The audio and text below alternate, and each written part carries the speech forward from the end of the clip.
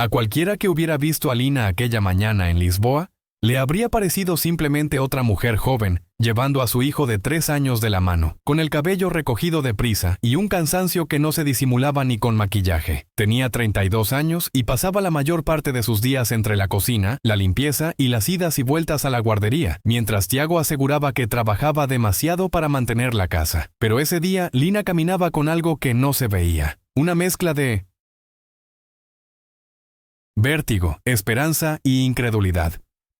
Llevaba el comprobante del Euromillones doblado en 4 dentro del bolsillo del abrigo, apretado contra el pecho cada vez que el viento helado del invierno lisboeta la hacía estremecer. Había descubierto el premio la noche anterior, cuando los números coincidieron uno por uno en la pantalla del televisor viejo del salón, y se quedó paralizada varios segundos antes de darse cuenta de que respiraba rápido de más. No durmió casi nada, pensando en cómo por fin aliviaría las deudas que Tiago siempre mencionaba, cómo quizá él volvería a ser cariñoso, cómo la vida podría volver a sentirse segura. Por eso, en lugar de volver directamente a casa después de dejar a André en la guardería, decidió ir al despacho de Tiago. Sentía que no podía guardar una noticia así ni un minuto más. Subió al autocarro con las manos sudorosas, mirando el comprobante cada vez que el vehículo frenaba, como si temiera que desapareciera de un momento a otro. Imaginaba a Tiago, sorprendido, abrazándola, diciendo que por fin podrían respirar. Pero cuando llegó al edificio de la constructora y subió las escaleras, algo no encajó. La puerta del despacho estaba entornada, y antes de tocar, escuchó la voz de él. No era el tono tenso y brusco que usaba con ella. Era una risa suave, íntima, casi adolescente. Y enseguida, una voz femenina contestó, dulce y confiada, como quien habla con alguien que le pertenece. Lina se quedó quieta, con el corazón golpeando dentro del pecho, y por primera vez pensó que tal vez ese día no iba a ser el día feliz que había imaginado en el autocarro. Lina se quedó varios segundos sin entender bien lo que oía. Pensó primero que quizá era alguien del equipo, alguna conversación de trabajo, pero el tono no encajaba. No sonaba profesional ni distante. Era algo cálido, confiado, demasiado ligero para un despacho donde, según Tiago, siempre había tensión y problemas. Dio un paso más y la voz femenina volvió a sonar, esta vez más cerca, casi pegada a la puerta. No sabes lo mucho que he pensado en ti desde ayer, dijo la mujer, y la risa de Tiago la cortó como un cuchillo. El mundo de Lina se detuvo ahí, justo en ese segundo. Sintió cómo el calor del cuerpo se le bajaba de golpe, cómo las manos dejaban de responder. Por instinto, agarró más fuerte el bolso, como si buscar apoyo en algo físico pudiera impedir que el resto de la vida se derrumbara. No sabía si empujar la puerta, si retroceder, si gritar. Todo parecía demasiado surreal como para procesarlo de inmediato. Cuando quiso acercar el oído un poco más, escuchó algo mucho peor que cualquier beso. La voz de Tiago, esa que tantas veces la había hecho sentirse pequeña, dijo una frase que le quemaría la memoria durante años. Ela eta un parva. Nem percebe que vaya a sinar todos en protestar. Lina no alcanzó a respirar. La mujer, que ahora reconocía como Vera, la supuesta amiga de la hermana de Tiago, soltó una carcajada y añadió algo sobre la provinciana que no pinta nada en Lisboa. Fue ahí cuando Lina entendió que no se trataba solo de una traición amorosa. Había algo más sucio, más calculado, más frío. Y mientras ellos seguían hablando, pieza por pieza, ella empezó a unir todo lo que había ignorado durante meses. Las longas horas de trabajo, las deudas que siempre aparecían de repente, los silencios, las caras de cansancio impostado. En ese pasillo iluminado por una lámpara vieja, Lina sintió por primera vez que estaba diante de una versión de vida que ella nunca imaginó. La conversación detrás de la puerta siguió, y cada frase arrancaba otra parte del suelo bajo los pies de Lina. Tiago comentó algo sobre los 500.000 euros que ella iba a deber cuando él ajustara los libros, y Vera respondió como si estuvieran planeando un viaje y no un crimen. Lina sintió un mareo seco, de esos que suben desde el estómago y nublan la vista. Se apoyó contra la pared para no caer. Hasta ese momento siempre creyó que Tiago era un hombre perdido. Agotado, quizá distante, pero jamás imaginó que pudiera ser cruel, y mucho menos con ella. Lo escuchó explicar cómo la pondría como responsable de unas pérdidas que nunca existieron, cómo al divorciarse ella no vería un céntimo, y cómo él quedaría por cima ante cualquier juez. Vera añadió con desprecio que lo importante era sacarse de encima a la provinciana, para ellos poder empezar una vida decente. Fue cuando escuchó el nombre de André que Lina dejó de temblar y empezó a sentir algo distinto, algo que no supo nombrar en ese instante, pero que la sostuvo en pie. Tiago comentó en un tono casi indiferente que, una vez se libraran de ella, buscarían al niño más tarde, según les diera. Esa frase le golpeó más que la infidelidad, más que la humillación, más que todo. André era su vida, su razón para no derrumbarse en días de cansancio, el motivo por el que seguía creyendo en su matrimonio, y escuchar que su propio padre lo veía como un objeto que podría buscar cuando quisiera le heló el alma. Se apartó de la puerta sin hacer ruido, con una calma que ella misma desconocía. Guardó el comprobante del Euromillones de nuevo en el bolsillo, no ya como un tesoro, sino como un arma silenciosa. En ese momento no lloró, no habló, no confrontó. Solo entendió que precisaba sair Dali, mas también que no sairía derrotada. Lina salió del edificio sin saber muy bien cómo estaban moviéndose sus piernas.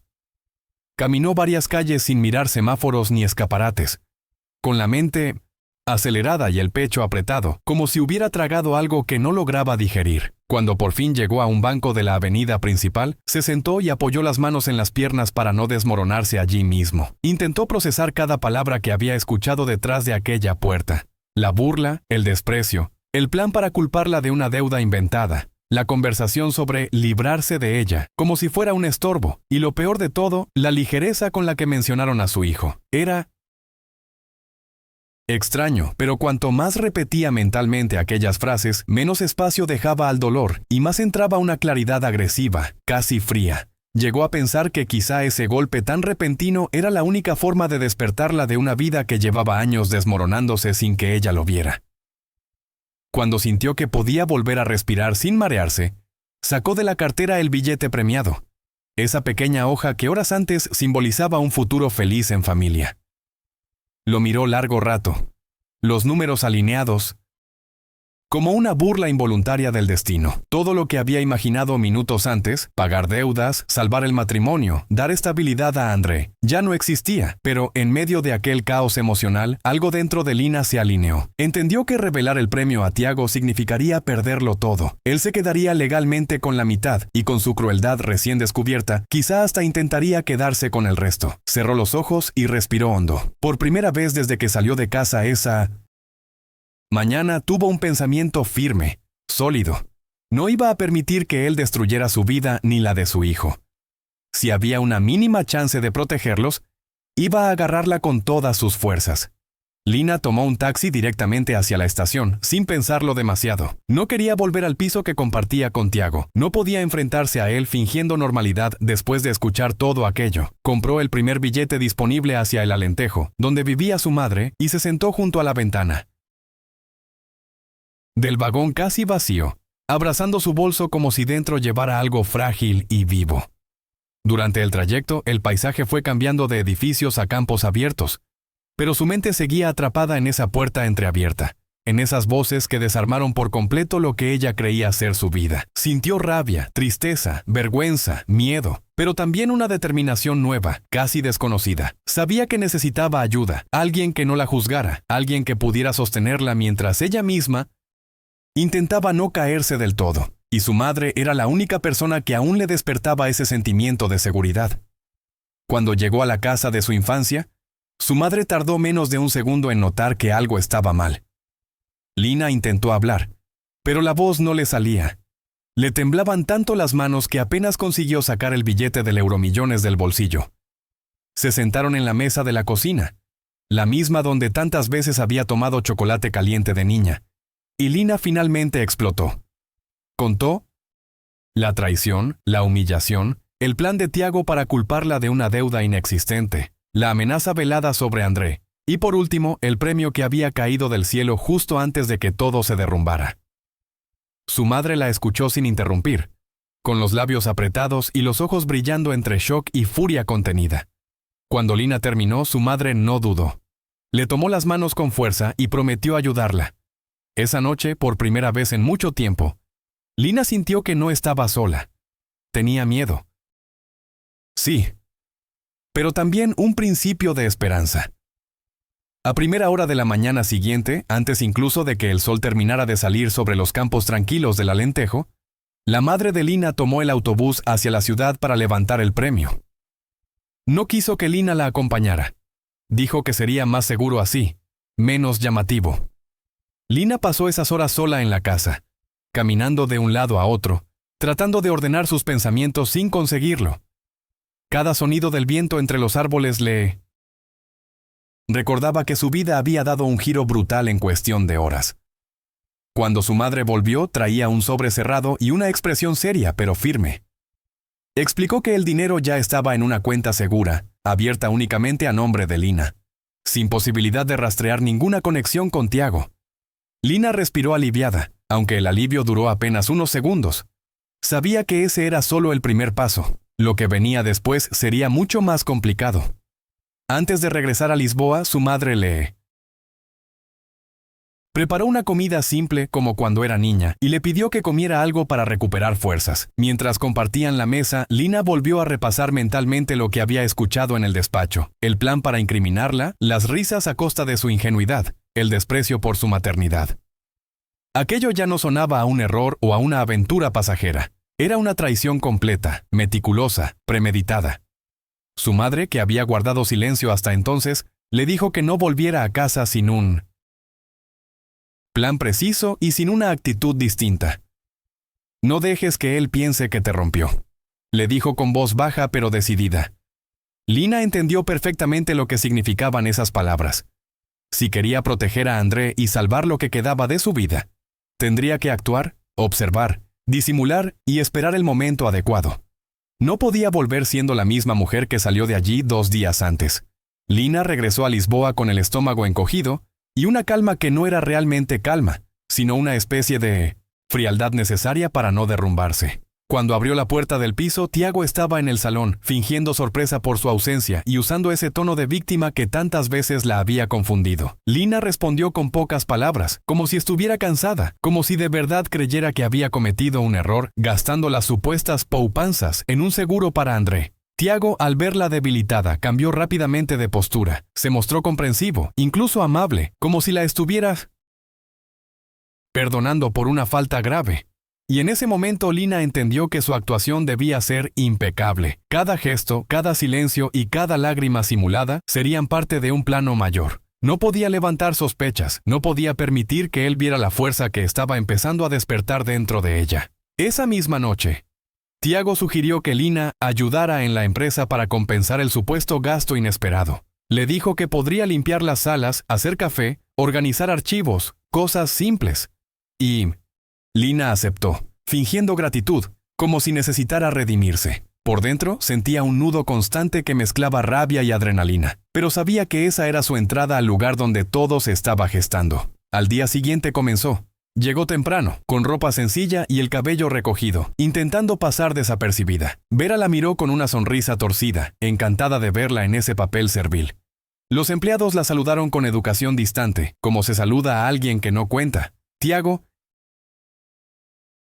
orgulloso, la presentó como quien venía a ayudar un poco en tiempos difíciles. Lina tragó cada palabra, cada gesto, cada humillación, porque sabía que cuanto más la subestimaran, más cerca estaría de encontrar aquello que necesitaba. Los primeros días en la empresa fueron un golpe constante al orgullo de Lina. Pasaba horas limpiando pasillos, recogiendo tazas ajenas y escuchando risas que se apagaban cuando ella entraba. Vera se encargaba de recordarle su lugar, pidiéndole café con un tono que mezclaba desprecio y satisfacción. Pero mientras la trataban como si fuera invisible, Lina observaba. Memoraba quién entraba y salía de cada sala, qué ordenadores quedaban encendidos, dónde se guardaban las llaves, qué empleados parecían incómodos con algunas órdenes de Tiago, y cada pequeño detalle alimentaba su resistencia. Aunque volvía a casa físicamente agotada, había algo nuevo creciendo dentro de ella. Una especie de lucidez que le permitía ver la empresa y a Tiago con una claridad brutal. Cada día era un paso más hacia la verdad que necesitaba. Una tarde, mientras limpiaba el área de contabilidad, Lina notó que el ordenador de la jefa del departamento, D. Elena, seguía encendido aunque la sala estaba vacía. La pantalla mostraba una carpeta abierta con varios archivos, y uno de ellos, llamado Ouro Azul Call, le llamó la atención inmediatamente. Sintió un vuelco en el estómago. Nunca había visto ese nombre, pero algo en su instinto le dijo que debía memorizarlo. Antes de mí no siento sin acercarse más, escuchó pasos en el pasillo y se alejó, fingiendo ordenar unos papeles. Ese día, al llegar a casa, no logró dormir. Tenía la sensación de que había encontrado un hilo que podía cambiarlo todo, pero necesitaba actuar con cuidado extremo. Y si estás viendo esta historia hasta aquí, puedes dejar en los comentarios desde dónde la estás escuchando y si alguna vez sentiste que te subestimaban cuando estabas más despierta que nunca. Al día siguiente, Lina llegó aún más temprano que de costumbre. Tenía un objetivo claro, aunque el corazón le latiera con tanta fuerza que le costara incluso respirar con normalidad. Necesitaba acceder a aquel archivo. Sabía que no podía simplemente abrirlo mientras todos trabajaban, así que pasó la mañana estudiando silenciosamente el funcionamiento de la sala. ¿Quién entraba? ¿Quién salía? ¿Cuánto tiempo quedaba vacío el espacio? ¿Qué luces parpadeaban antes de un apagado automático? Durante el almuerzo, fingiéndose distraída, escuchó a dos empleados hablar de cómo un microcorte eléctrico había reiniciado varios equipos la semana anterior. Ese comentario le dio la idea. Si provocaba un pequeño corte, nada demasiado evidente, podría forzar que el ordenador se reiniciara mostrando las últimas ventanas abiertas. Era un riesgo enorme, pero no tenía otra opción. Ya había visto demasiado como para abandonar. Esa tarde, cuando D. Elena salió para una reunión, Lina dio vueltas por la empresa fingiendo que buscaba un trapo nuevo. Necesitaba asegurarse de que nadie se cruzaría en su camino. Entró en la sala de contabilidad, respiró hondo y se dirigió al panel donde había observado días antes un enchufe suelto. Con un movimiento rápido, lo desconectó unos segundos y luego lo volvió a colocar. El parpadeo de las luces le confirmó que había funcionado. El ordenador de D. Elena se reinició. Lina contuvo el aliento hasta que la pantalla volvió a encenderse mostrando, tal como esperaba, la carpeta con los archivos recientes. Y allí estaba. Ouro Azul XLSX. Con las manos temblorosas, metió discretamente su pendrive en el puerto lateral, esperando que nadie apareciera. En esos segundos, cada sonido del pasillo parecía más fuerte. Cada paso, un presagio, pero no se detuvo. Abrió el archivo, lo copió y lo guardó. Cuando terminó, sintió las piernas flojas, pero también una certeza. Acababa de cruzar un punto sin retorno. Justo cuando estaba por retirar el pendrive, la puerta se abrió sin previo aviso. Lina sintió que el corazón le caía al suelo. D. Elena estaba allí, inmóvil, observándola con una expresión imposible de leer. Durante un instante que pareció eterno, nadie habló. El cuerpo de Lina reaccionó antes que su mente.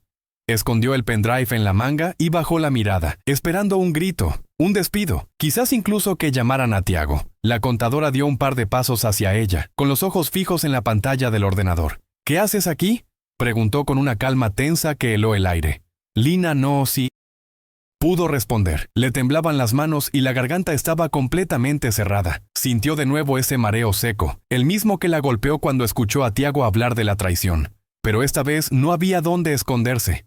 Sabía que si D. Elena la entregaba, todo estaría perdido. Para su sorpresa, la mujer no pareció interesada en llamar a nadie. Se acercó despacio, miró el archivo abierto en la pantalla, luego miró a Lina, como si estuviera confirmando una sospecha antigua. «Llévate eso y márchate», dijo en voz baja, con una firmeza que no admitía discusión.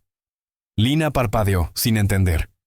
«No quiero saber nada», añadió la contadora mientras apagaba la pantalla con un gesto rápido. «Ya estoy cansada de tapar delitos de gente arrogante que cree que puede pisar a quien quiera».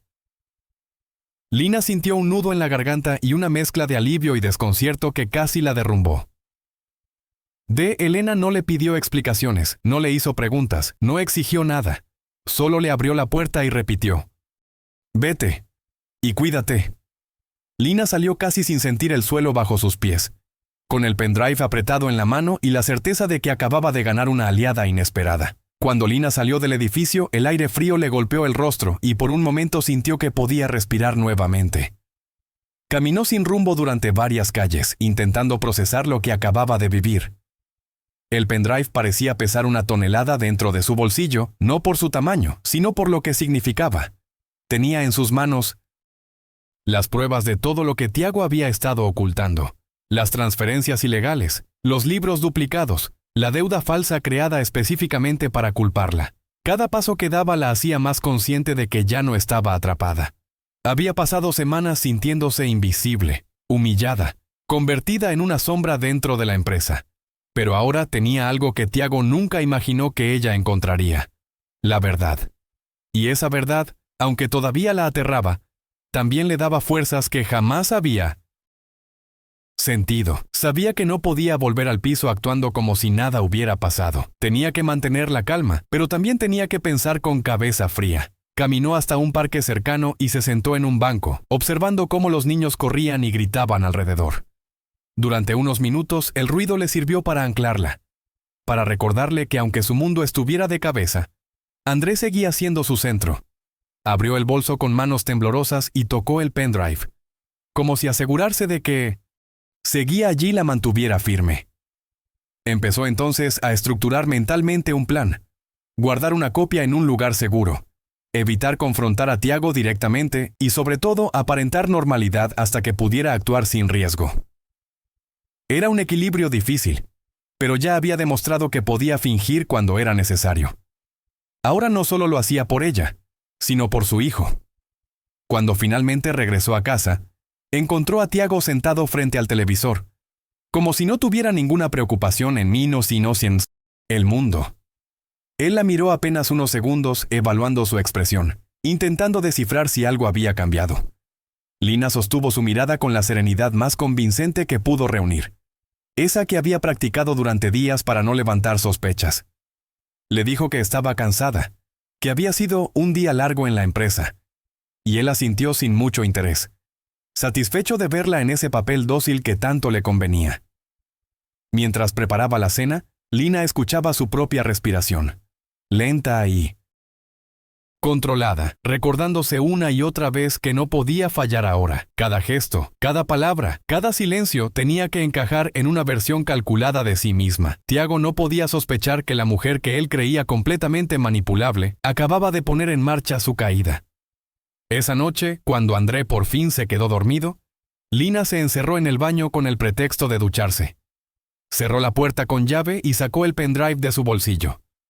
Lo sostuvo cerca del pecho y dejó que la emoción la atravesara. Miedo, rabia, alivio, fuerza.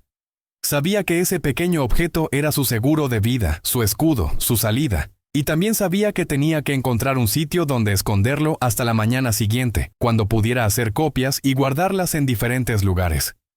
Después de muchos minutos pensando, decidió envolverlo en una toalla limpia y esconderlo dentro de una bolsa de productos de limpieza, un lugar que sabía que Tiago jamás revisaría. Guardó todo con cuidado y se miró al espejo. Tenía los ojos cansados y la piel marcada por días de estrés, pero también había algo nuevo en su expresión: determinación. Una determinación que ya no podía disimular ni frente a ella misma. A la mañana siguiente, Lina salió de casa más temprano que nunca, con el pendrive escondido en el bolsillo interior de su abrigo. No podía arriesgarse a que Tiago encontrara nada, ni siquiera por accidente. Llevó a André a la guardería y en lugar de dirigirse directamente a la empresa, tomó un desvío hacia una pequeña tienda de informática. Allí compró 2 pendrives adicionales y pidió que le imprimieran discretamente unos documentos. No dio explicaciones, dijo que eran cosas de un curso, y el encargado no hizo preguntas. En un cibercafé cercano abrió un ordenador público y volcó toda la información en varios dispositivos, dejando una copia en la nube con un nombre genérico. Mientras realizaba todo ese proceso, su corazón no dejaba de latir rápido, pero sentía una seguridad nueva. Ya no dependía solo de un único archivo escondido en su casa. Ahora tenía pruebas repartidas en diferentes lugares, imposibles de borrar de un solo golpe. Cuando terminó, salió del cibercafé con una mezcla de alivio y vértigo. Caminó despacio, respirando el aire frío de la mañana, y se sentó un momento en un banco antes de volver a la empresa. Por primera vez desde que todo comenzó, sintió que tenía el control real de su destino. Ya no era la mujer ingenua que había llegado con un billete premiado, para salvar a su marido. Ahora era alguien que se estaba salvando a sí misma. Miró las calles de Lisboa moverse alrededor de ella, la gente apresurada, el ruido de los coches, la vida cotidiana que seguía sin saber que ella estaba viviendo una guerra silenciosa. Y si has llegado a este punto de la historia, puedes compartirla con alguien que necesite una señal de que es posible levantarse incluso después del peor día de su vida. Lina se levantó del banco, respiró hondo y volvió a caminar. Quedaba mucho por hacer, pero ya no tenía miedo. Al llegar a la empresa, Lina ya no caminaba con la cabeza baja. No porque quisiera desafiar a nadie, sino porque por dentro sabía algo que los demás ignoraban. Ella tenía las cartas ganadoras. Vera la recibió con una mirada de superioridad, haciendo comentarios sobre lo lento que había limpiado el día anterior. Pero esa vez las palabras no le atravesaron. Lina escuchó todo con una calma casi amarga, consciente de que esa mujer, tan segura de sí misma, no tenía idea de que su mundo estaba a punto de desmoronarse. Tiago pasó frente a ella sin saludar, ocupado en sus llamadas fraudulentas, creyendo que controlaba cada pieza de su tablero. Pero Lina ya no era una pieza, era la jugadora. Y mientras seguía con su rutina, tomó nota mental de cada movimiento, de cada frase comprometedora, preparándose para el día en que presentaría todo lo que sabía, y dejaría que la verdad hablara sola. Esa noche, al volver a casa, encontró a André dormido, en el sofá abrazando su peluche favorito.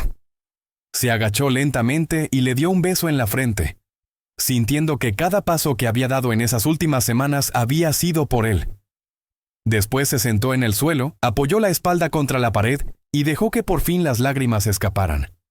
No eran lágrimas de derrota, eran de cansancio, de rabia acumulada, pero también de alivio y de una fuerza que recién empezaba a reconocerse. Sabía que la batalla aún no había terminado, que enfrentarse a Tiago sería difícil, sucio y agotador. Pero también sabía algo más importante. Ya no estaba desarmada. Tenía el dinero seguro, tenía las pruebas, tenía aliados inesperados y, sobre todo, tenía la certeza de que nadie volvería a tratarla como una mujer fácil de destruir. Por primera vez en mucho tiempo, sintió que el futuro podía ser suyo.